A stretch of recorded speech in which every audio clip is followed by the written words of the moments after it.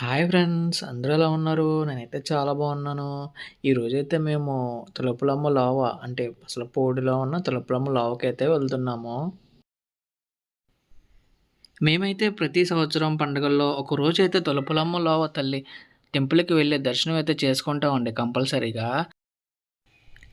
దీని లొకేషన్ వచ్చేసి మాచవరం వంతెనపై నుండి పసలపూడెళ్ళే మార్గంలో ఎడమవైపు ఒక హాఫ్ కిలోమీటర్ ఎళ్తే వచ్చేస్తదండి లోపలికి. దీన్ని తలుపులమ్మ తల్లి లోవ అంటారు. ఇక్కడ భోజనాలు కూడా పెట్టుకుంటారండి ఎక్కువగా.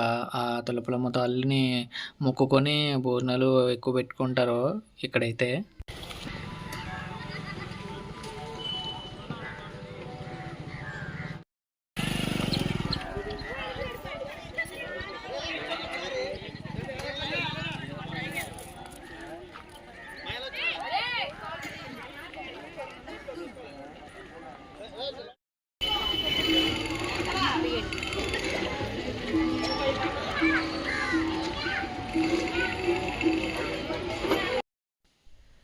ఇక్కడైతే కొబ్బరికాయలు, అరటిపళ్ళు, పళ్ళు, పలహారాలు అన్నీ ఇక్కడే దొరుకుతాయండి.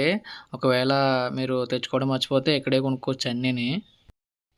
మేము పండగల్లో వెళ్ళాం గదండీ! అందుకు జనం కూడా బానే ఉన్నారు. అందరూ ఉన్నారు. అది కూడా మధ్యాహ్నం మాటలో వెళ్ళాం మేము.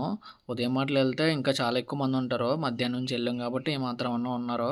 ఆదివారం అయితే చాలా ఎక్కువ మందుంటారండి. మీరు మామూలు రోజుల్లో ఎళ్తే పర్లేదు గానీ, ఆదివారం రోజు ఎళ్తే మీకు చాలా ఎక్కువ మందుంటారు. అండ్ క్యూ లైన్ కూడా ఎక్కువుంటది దర్శనం జేసుకోవడానికి.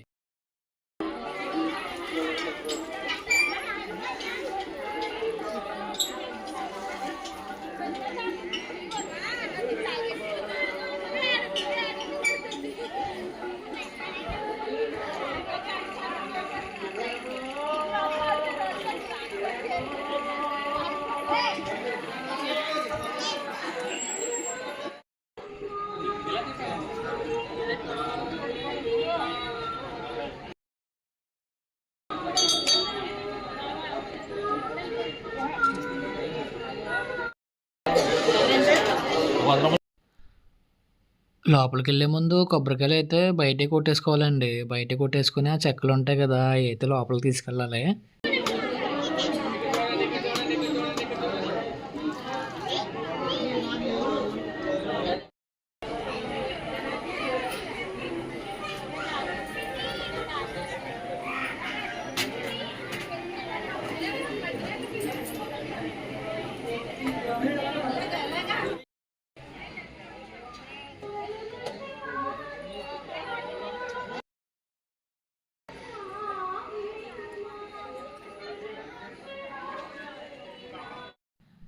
దర్శనం అయితే అయిపోయిందండి. ఇప్పుడే బయటకొచ్చాము.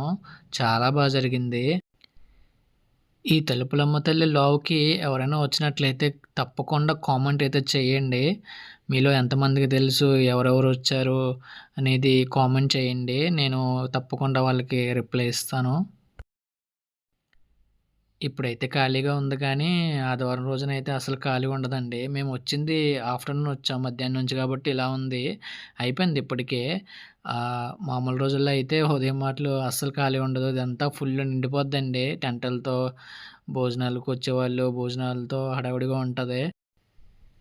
ఇక్కడ లొకేషన్ బావుందని ఒక 2, 3 ఫోటోలయితే తీసుకున్నామండి. లాస్ట్‌లో పెడతాను చూసేయండి.